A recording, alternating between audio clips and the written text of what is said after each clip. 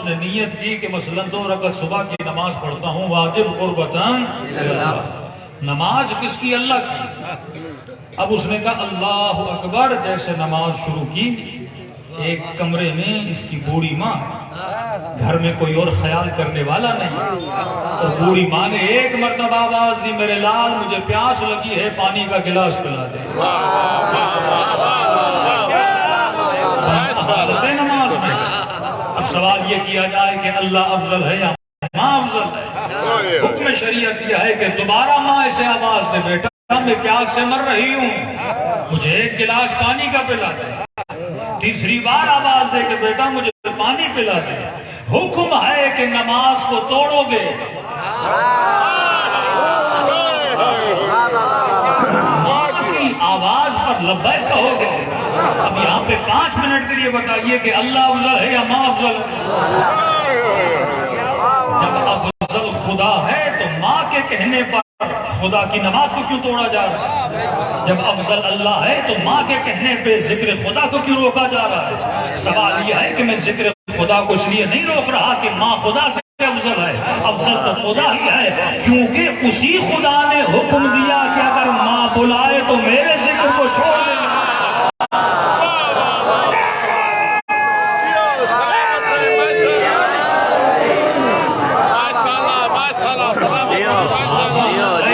افضل ہے یا نماز افضل ہے؟ اگر خدا کہے گا تو مجلس کو جاری رکھیں گے. اگر خدا کہے گا کہ اذان کی آواز آئے، اور ایک لفظ شیعہ اذانوں میں ہے، اہل سنت کی اذانوں میں نہیں ہے. کون سا لفظ ہے؟ حیا علی الصلاۃ، وہ بھی کہتے ہیں حیا علی الصلاۃ. حیا علی الفلاح، وہ بھی کہتے ہیں حیا علی الفلاح. ایک لفظ ہے حیا علی خیر العمل. یہ جو علی کی ولایت کو مانتے ہیں وہ اس لفظ کو اپنی اذانوں میں لاتے ہیں. جو ولایت کا اقرار نہیں کرتے وہ اپنی اذانوں میں یہ لفظ نہیں لاتے. جو خود کو شیعہ کہتے ہیں، اثنا عشری کہتے ہیں، جو حجت خدا کو ماننے والے ہیں، وہ اپنی اذانوں میں کہتے ہیں کہ حیا علی خیر العمل. اے مسلم، اے مؤمن، اے علی والے، اس عمل کی طرف آ جو ہر عمل سے بہتر ہے. یہ جملہ علی نے اپنی اذانوں میں کہا، حسن ابن علی نے اپنی اذانوں میں کہا، حسین ابن علی نے اپنی اذانوں میں کہا. ایک سوال ہے، کربلا کی جنگ ہو رہی ہے، جنگ کربلا ہے، ظہر عاشور دینا ہے. کتنی محبت ہے حسین کو سعید سے، کتنی محبت ہے حسین کو جون سے، کتنی محبت ہے بنی ہاشم کے جوانوں سے. میں سوال کروں گا، مولا نماز افضل یا آپ کا صحابی افضل ہے؟ فرمایا سعید تو بوڑھا ہے، تیرا دل ہے کہ تو حسین کا دفاع کرے. تو سعید میں نماز پڑھتا ہوں اور تو حسین کی نماز کا دفاع کر. یہ فکر ہے حی علی خیر العمل ہے کہ کل کو یہ نہ کہے کہ حسین تخت و تاج کے لیے کربلا گئے. کل کو یہ نہ کہے کہ یزیدی بھی نماز پڑھتے تھے، حسین بھی نماز پڑھتا تھا. ارے فرق ہے یزید کی نماز پڑھنے میں اور حسین کی نماز پڑھنے میں. حسین کی نماز والی نماز ہے، حسین کی نماز قد قامت الصلاۃ ہے، وہ کھڑی نماز ہے. یزید کی سوئی ہوئی نماز ہے. کھڑے ہونے کا مطلب ہے یہ وہ نماز ہے جو بندے کو معراج کراتی ہے، یہ وہ نماز ہے جو بندے کو مقام جنت تک لے کر جاتی ہے. یزیدی نمازی لاکھیں پڑھو، وہ نماز شیطان جیسی نماز ہے. سجدہ خدا کو کر رہا تھا پر کر اپنی ذات کے لیے رہا تھا. کہ سعید حسین کی حفاظت کرنی ہے، جہاد کرنا ہے، جی مولا کا میری نماز کی حفاظت کرنا.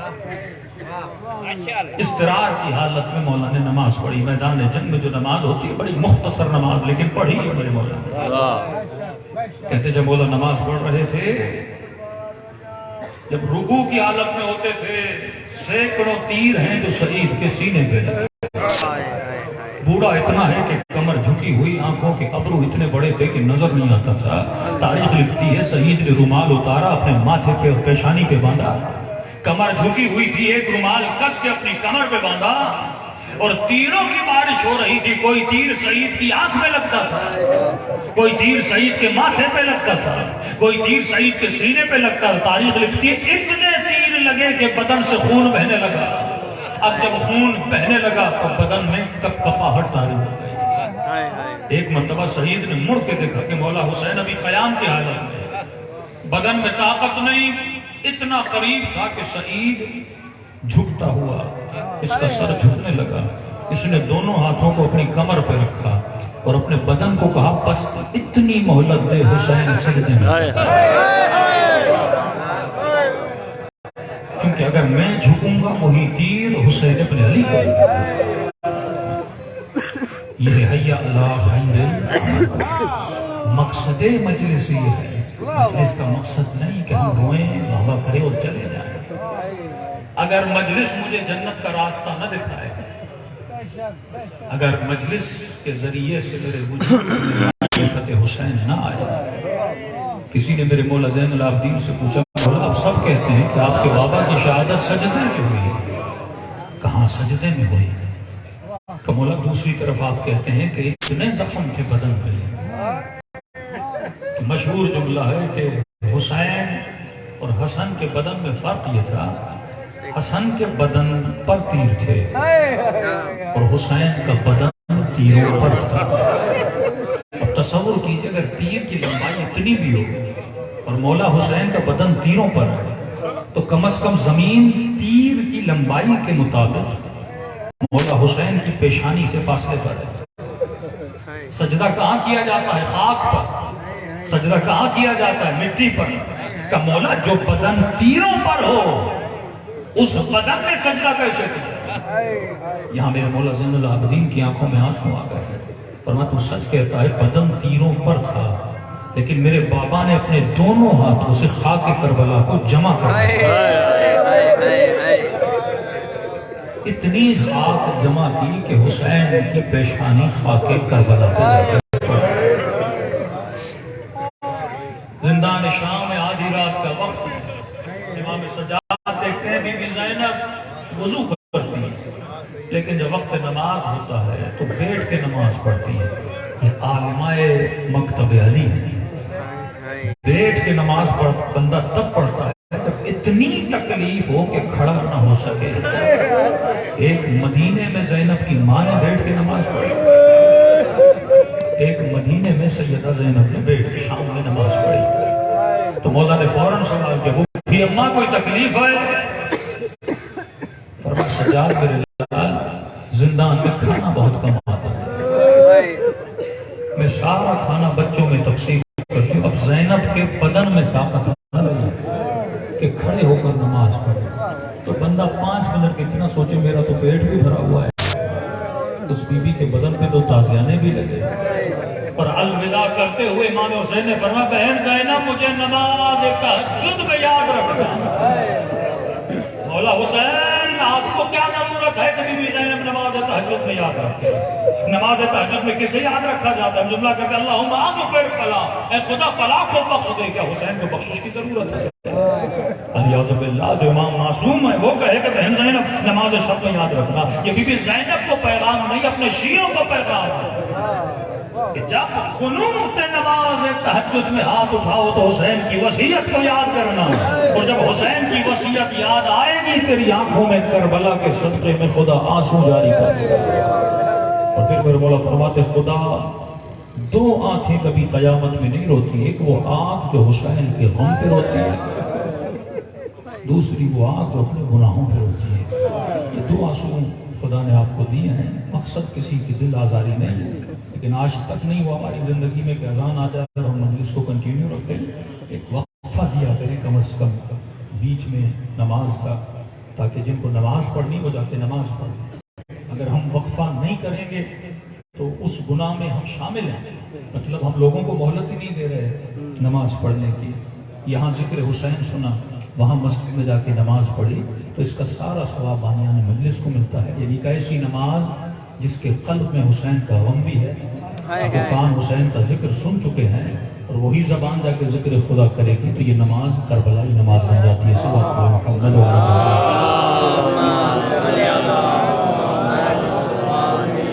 باقی خدا ذاکر ہو عالم ہو سب کی توفیقات میں اضافہ فرمائے۔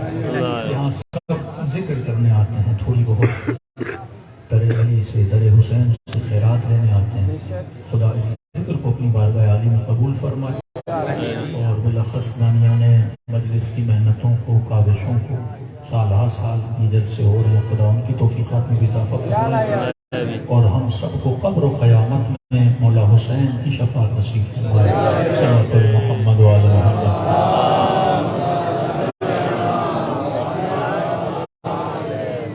مجلس ہے امام ہادی علیہ السلام کی، پورا سال اس امام کی ایک مجلس ہے، پورا سال مولا حسین کی سینکڑوں مجلسیں ہوتی ہیں، مولا علی کی بھی سینکڑوں مجلسیں ہوتی ہیں، لیکن بقیہ ہمارے امام اس اعتبار سے بڑے مظلوم ہیں کہ آپ امام حسن عسکری کی ایک ہی مجلس کرواتے ہیں، امام ہادی کی ایک ہی مجلس کرواتے ہیں، اور افسوس یہ ہوتا ہے کہ کئی لوگ آتے ہیں پڑھنے کے لیے لیکن امام ہادی کو کچھ نہیں پڑھا ہے۔ مولا حسین کا ذکر ہم پورا سال سنتے ہیں، لوگوں کو پتا ہے مولا کی ولادت، مولا کی شہادت، امام نے کون سا بہترین کارنامہ انجام دیا دین اسلام کے، لیکن امام ہادی، امام عسکری، امام رضا، امام موسیٰ کاظم، ساتھ میں ایک دن ہم اہل بیت کا اور اہل بیت میں سے ایک امام کا مناتے ہیں۔ تو مختصر وقت میں امام کے تھوڑا تعارف کراتے ہیں کہ جس امام ہادی کے ہم ماننے والے ہیں، ہادی مطلب وہ امام جو لوگوں کو ہدایت دے رہے ہیں، وہ امام جس کے ملنے کے بعد بندے کا قلب جو ہے وہ ہدایت پا جائے۔ سب سے بڑا کام جو امام ہادی نے کیا، 3 سے 4 کام امام ہادی نے اپنے زمانے میں کیے۔ پہلا کام امام ہادی کا تھا دفاع ولایت امیر المومنین علیہ السلام، کیونکہ مامون تھا، قاتل امام ہے پر مامون دشمن علی بن ابی طالب نہیں تھا۔ مامون اپنی دربار میں جیبل کو بلاتا تھا، اپنی دربار میں اپنے سامنے جیبل مصائب بھی پڑھتا تھا، جیبل قصیدے پڑھتا تھا علی بن ابی طالب۔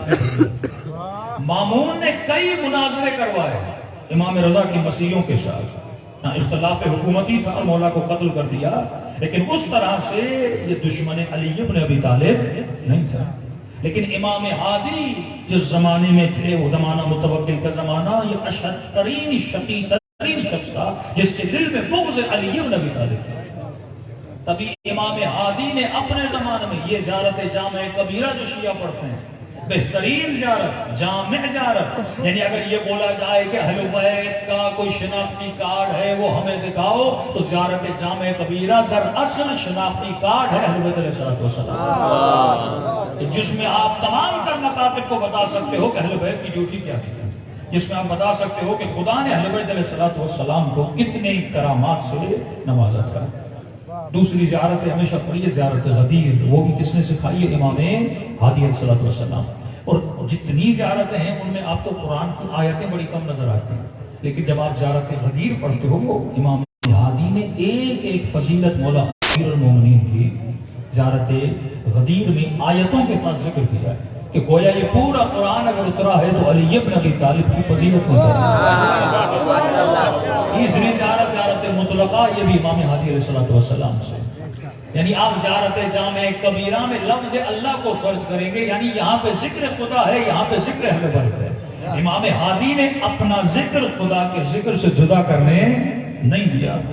دوسرا سب سے بڑا کام امام ہادی کا، امام ہادی کے زمانے میں انحرافات بہت تھے، فرقے کے انحرافات، کچھ ایسے لوگ آئے جو نام علی بن ابی طالب کا لیتے تھے پر منحرف تھے، کچھ ایسے جو خود کو پیر، خود کو مرشد کہنے والے، بدن پہ سخت لباس پہننے والے، مسجدوں میں آ کے ذکر کرنے والے، تو امام نے کہا ان کا ہمارے بابا علی سے لینا دینا نہیں، جس کو طریقت بولا جاتا ہے۔ امام نے کہا جو شریعت والا ہے وہ اہل بیت والا ہے، جو طریقت والا ہے وہ اہل بیت والا نہیں ہے۔ طریقت اور شریعت میں فرق ہے، مثلا آپ ترکی چلے جائیں گے، وہاں پہ لوگ ذکر علی بن ابی طالب کرتے ہیں اور ذکر علی کرتے کرتے وہ رقص بھی کرتے ہیں، ذکر علی کرتے کرتے دھمال بھی ڈالتے ہیں، ذکر علی کرتے کرتے مختلف نغمے بھی پڑھتے ہیں۔ امام نے ان کی سخت مذمت کی کہ علی کا ذکر ایسے کرو جیسے علی کی اولاد علی کا ذکر کرو، علی کا ذکر ایسے کرو جیسے حسین ابن علی نے علی کا ذکر کیا، علی کا ذکر ایسے کرو جیسے میں امام ہادی اپنے بابا علی کا ذکر کرتا ہوں۔ تمہیں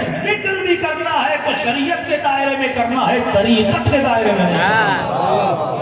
طریقت کا مطلب کیا؟ طریق عربی میں کہتے ہیں راستے کو، شریعت اللہ کا بتایا ہوا راستہ، طریقت بندوں کا بنایا ہوا راستہ۔ مطلب میں کہوں مجھے مولا علی کا ذکر کرنا ہے پر مجھے رقص میں کرنا ہے، مجھے مزہ آتا ہے۔ جیسے بعض لوگ رقص کر کے ترکی میں آپ دیکھتے ہیں مولا علی کا کیا کرتے ہیں، ذکر کرتے ہیں۔ امام نے فرمایا نہیں، تجھے شریعت کی راہوں پہ چلنا ہے، طریقت کی راہوں پہ نہیں چلنا۔ دوسرا مقابلہ امام ہادی نے، تیسری منزل اور تیسری مشکل امام ہادی کے لیے تھی کہ امام ہادی چھٹے امام کی طرح ان کو اجازت نہیں تھی شاگرد بنانے کی۔ آپ کے چھٹے امام امام جعفر صادق علیہ السلام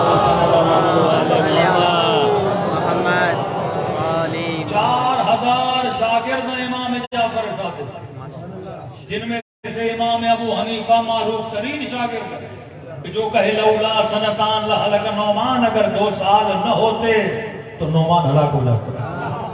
استاد یہ کہے نا، یہ شان اور فضیلت اہل بیت علیہ السلام، یعنی اہل سنت کا امام یہ بولے اگر شیعوں کا امام نہ ہوتا تو میں ہلاک ہو جاتا۔ 2 سال صرف امام کی خدمت میں پڑھا اور امام بن گیا۔ اتنا مقام ان کو اس معاشرے نے دیا، تعلیم کہاں سے لی؟ 4000 شاگرد امام جعفر صادق، لیکن آپ کے امام ہادی کو وقت نہیں تھا، کتنے شاگرد، اجازت ہی نہیں تھی شاگرد بنانے کی۔ 2 امام، امام ہادی، امام حسن عسکری عسکر میں رہتے تھے۔ عسکر کہتے ہیں فوجی چھاونی، کینٹ کو بولا جاتا ہے، یعنی فوجی حصار میں رہتے تھے۔ نہ درس کی اجازت ہے، نہ تدریس کی اجازت ہے، نہ شاگرد بنانے کی اجازت ہے، تو مولا تبلیغ کیسے کرتے؟ ایک امام جس کے 4000 شاگرد، امام ہادی کے ٹوٹل اصحاب اور شاگردوں کو اگر جمع بھی کیا جائے تو وہ ٹوٹل بنتے ہیں 185 شاگرد، اس سے زیادہ امام ہادی کے شاگرد نہیں ہیں۔ تو امام نے ان شاگردوں سے چوتھا جو سب سے بڑا کام کیا، امام نے اپنے ہر شاگرد کو ایک ایک ملک کی طرف روانہ کر دیا۔ مشہور شاگردوں میں سے ایک شاگرد امام ہادی کا، آپ ایران جاتے ہیں، تہران جاتے ہیں، وہاں پہ شہر رے جاتے ہیں، عبدالعظیم حسنی امام ہادی کے شاگردوں میں سے شاگرد ہے۔ انہوں نے شہر رے میں آ کے تبلیغ کی اور وہاں پہ شیعت کا بیج بویا، جہاں سے شیعت بڑھی، جن کا پیچھا کیا گیا اور ان کو بڑی اذیتوں کا شکار کیا گیا۔ جب انہوں نے اتنا بڑا کارنامہ دکھایا تو امام ہادی ان کی فضیلت میں فرماتے ہیں کہ جس نے شہر رے میں عبدالعظیم حسنی کی زیارت کی، گویا اس نے میرے جد حسین ابن علی کی زیارت کی۔ اتنا بڑا مقام خدا نے عبدالعظیم حسنی کو عطا کیا کہ کن کے شاگرد ہیں؟ امام ہادی کے شاگرد ہیں۔ پھر آپ گم جاتے ہیں، علی ابن مہدیہ، مولا کے دوسرے نمائندے جن کو آواز میں بھیجا، آواز یعنی وہ علاقہ جو ایران کا عرب علاقہ ہے، آواز میں بھیجا اور ان کو کہا کہ جا کر مکتب اہل بیت کی کیا کر، تبلیغ کر۔ قم میں علی ابن ابراہیم، بہت بڑا نام ہے، ان کو کہا کہ جا کر تبلیغ کر۔ یعنی امام نے صرف شاگرد نہیں بنائے، شاگرد بنانے کے ساتھ ساتھ امام نے سپاہی بھی بنائے۔ ایک مرتبہ آپ شاگرد ہو مکتب علی کے، لیکن آپ سپاہی نہیں ہیں۔ شاگرد ہونا اور سپاہی ہونے میں بڑا فرق ہے۔ شاگرد آتا ہے کلاس اٹینڈ کر کے چلا جاتا ہے، سپاہی وہ ہے جو کلاس بھی اٹینڈ کرتا ہے اور فرامین اہل بیت کا دفاع بھی کرتا ہے۔ یہ تیسرا کام امام ہادی نے کیا۔ چوتھا کام سب سے مشکل ترین کام، کیونکہ 254 میں امام ہادی کی شہادت ہے، 55 میں امام زمانہ کی ولادت ہے، یعنی حجت خدا 12ویں امام میں اور امام ہادی کی شہادت میں 1 سال کا فاصلہ ہے۔ امام ہادی نے اپنے زمانے میں حجت خدا کا تعارف کروایا کہ مختلف لوگ ملنے آتے تھے اور ان کو سکھاتے تھے، فضائل حجت خدا کو بیان کرتے تھے کہ ملتا امام حسن عسکری علیہ السلام کے زمانے میں قم سے 2 عالم آئے اور مولا کو کہنے لگے جتنے قم کے شیعہ تھے ان کا خمس لے کر میرے 11ویں امام کے زمانے میں آئے۔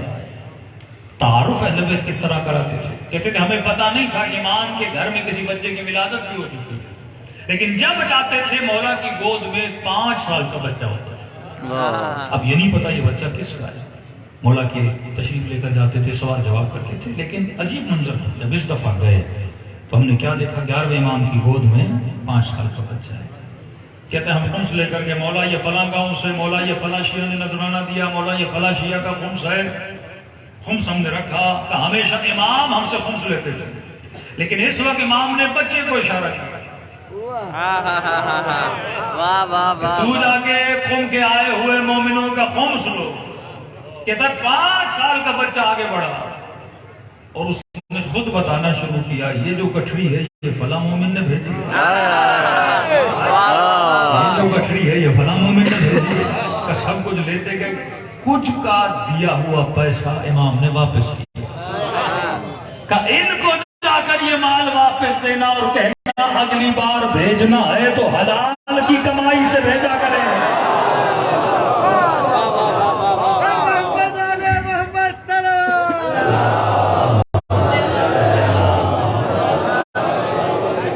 اگلی بار جب بھی بھیجیں حلال کی کمائی سے بھیجیں، حرام کی کمائی سے نہ بھیجیں۔ اور کہتا میں سب کچھ لایا تھا، ایک بوڑھی خاتون نے مجھے کچھ سکے دیے تھے کہ یہ میری طرف سے امام کو جا کے میرا خمس، عورت تھی، چرخہ چلاتی تھی، کپڑے سیتی تھی، ان سے جو کمائی ہوئی سال میں 4-5 سکے اس کے بنے اس نے مجھے دیے۔ اب میں نے جب اتنے پیسے رکھے نا، بندہ کہے گا میں زیادہ دوں امام کو تاکہ امام خوش ہو جائے، تو کہتا ہے وہ ساری چیزیں پڑی ہوئی تھی، وہ جو اس خاتون نے دی تھی میں نے اپنی جیب میں رکھ لیا تھا، میں نے کہا آخر میں یہ بھی نکال کے دے دوں گا، وزن نہیں تھا اس میں۔ امام نے سب کو نظر انداز کیا کہ اس وہ جو مومنہ نے 4 سکے وہ مجھے دے، کیونکہ اس نے بڑے خلوص سے بھیجے ہیں۔ ہم یہ نہیں دیکھتے کون لاکھوں دے رہا ہے، ہم یہ دیکھتے ہیں کتنے خلوص سے دے رہا ہے، اگر کم بھی دے رہا ہے۔ اب کہہ رہے ہماری سمجھ میں نہیں آ رہا یہ بچے کو کیسے پتا، کس نے بھیجا، کہاں سے بھیجا، کس خاتون نے بھیجا، اب بھی سمجھ میں نہیں آ رہا۔ یہ قوم کا گیا ہوا عالم دین کہتا ہے میرے ذہن میں 2 سوال تھے کہ میں امام سے پوچھوں گا، ان کا جواب میرے ذہن میں نہیں تھا، تو کہتا ہے اس بچے نے مجھے غور سے دیکھنا شروع کیا، اس کی آنکھوں میں اتنا نور تھا کہ میں آنکھوں میں آنکھیں ڈال کے دیکھنے کی صلاحیت ہے۔ مجھے کہا قوم سے آئے ہوئے عالم تیرے ذہن میں 2 سوال ہیں، میرا پہلا سوال یہ ہے، تیرا دوسرا سوال یہ ہے۔ مجھے میرے سوالوں کے جواب بھی دیے، اور یہ بچہ کھیلتا کھیلتا گھر کے کمرے کے اندر چلا گیا۔ میں نے فوراً امام سے پوچھا کہ مولا یہ بچہ کون ہے، جسے یہ بھی پتا ہے کہ مال کہاں سے آیا، جسے یہ بھی پتا ہے 5 سال کا بچہ اور اتنے علمی سوال میرے، اس نے کا بھی جواب دے دیا۔ میرے 11ویں امام نے کہا 12ویں کو دیکھ بھی رہے ہو اور پہچان،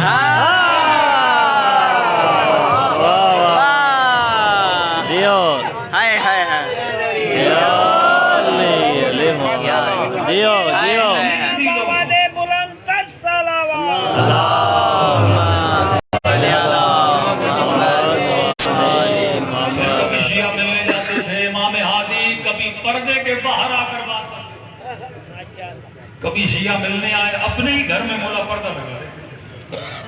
لوگوں نے سوال کیا مولا کبھی پردے کے باہر بات کرتے ہیں، کبھی پردے کے اندر، ایک نئی چیز آج تک ہم نے نہیں دیکھی کہ ہم تجھے عادت دلا رہے ہیں اگلا امام پردے والا امام، وہ پردے غیب والا امام۔ خدا رجارت جامعہ کبیرہ پڑھیں، اس کا بڑا ثواب ہے، اس میں بڑی فضیلتیں ہیں جو اہل بیت علیہ الصلوۃ والسلام نے بتائی ہیں۔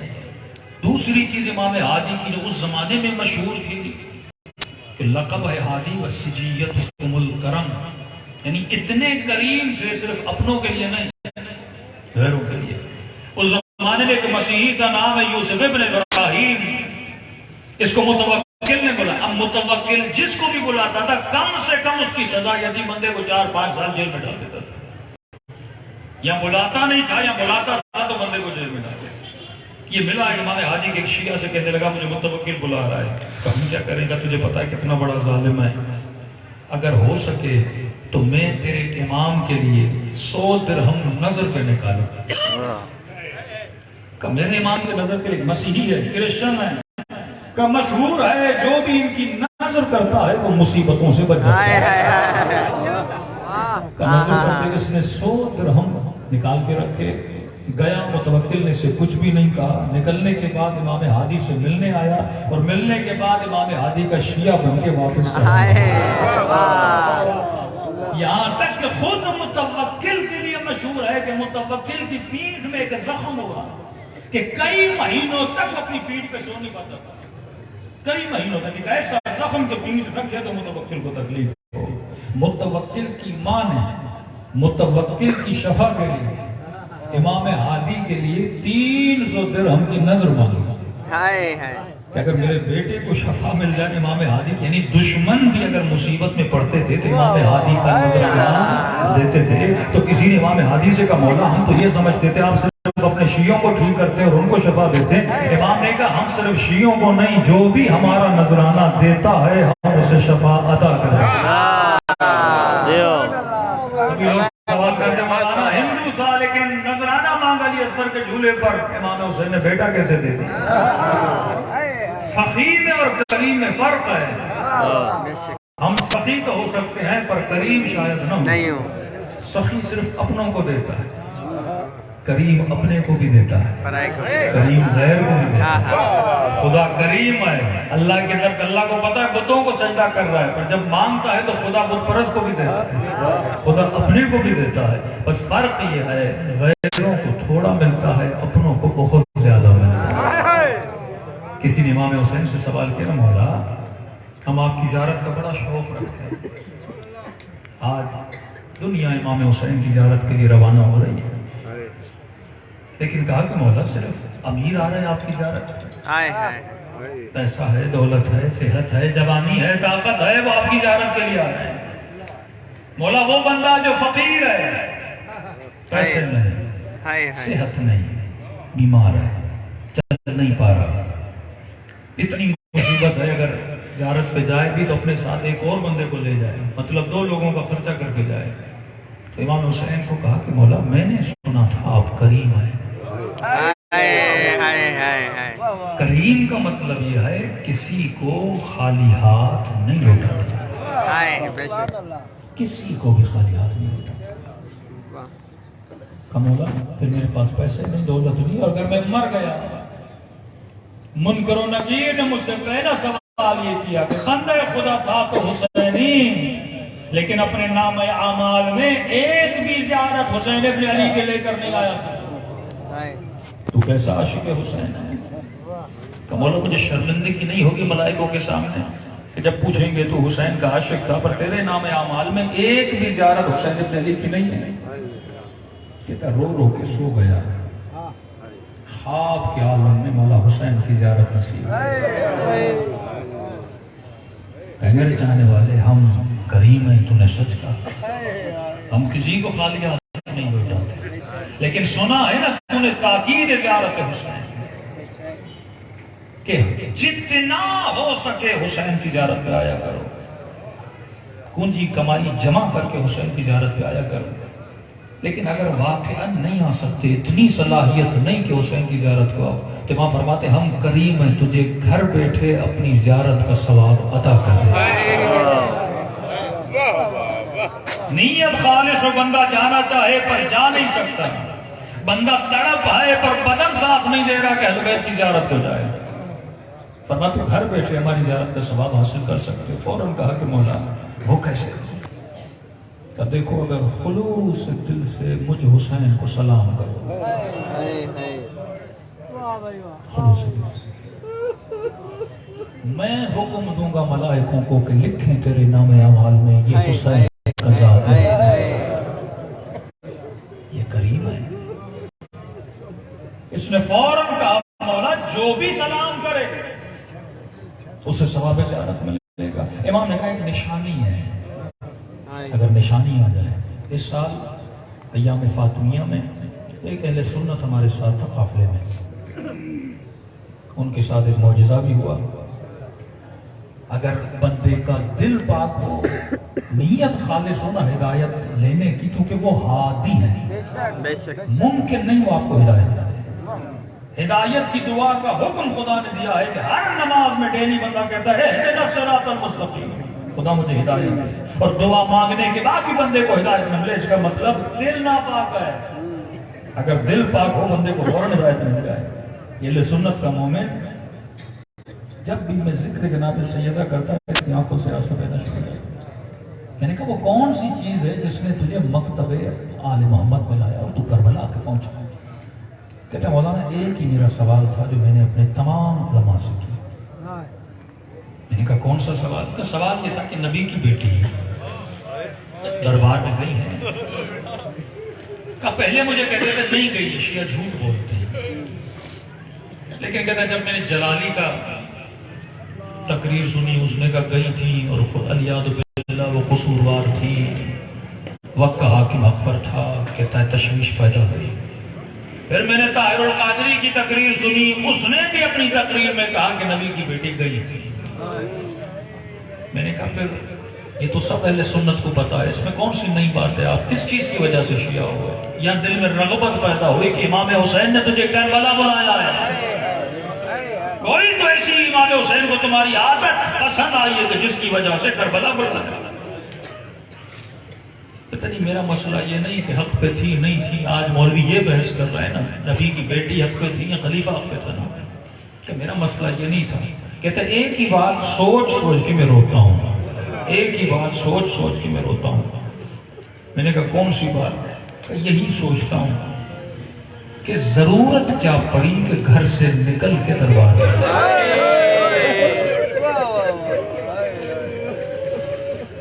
اگر پتا چل چکا تھا یہ کچھ مانگ رہی ہے تو بلایا کیوں گیا؟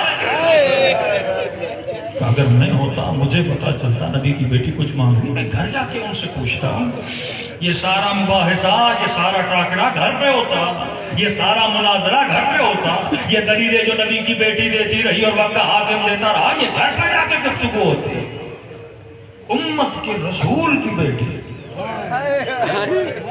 ضرورت کیا پڑی کہ وہ چل کے گھر پہ؟ میں نے کہا تیرا دل پاک ہے، خدا یقیناً تجھے کچھ نہ کچھ دکھائے۔ یہ قافلہ سامرہ گیا، یہ مومن جب سامرہ سے لوٹا اس کی کیفیت الگ تھی، آنکھیں لال سرخ، ہمارے کمرے میں آیا تو آنکھوں سے آنسو بہے۔ میں نے کہا کیا ہوا ہے؟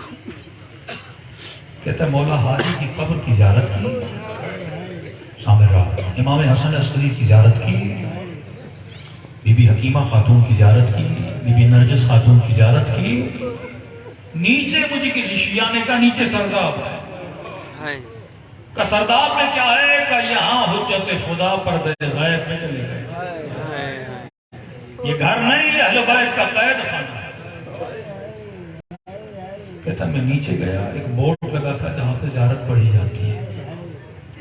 کہتے مولانا جب میں نے زیارت حجت خدا کی پڑھنا شروع کی نا، امام حسین اس جملے پر آؤں گا، اس نے کہا کیسے پتا چلے مولا کہ مجھے ثواب زیارت حسین ملا؟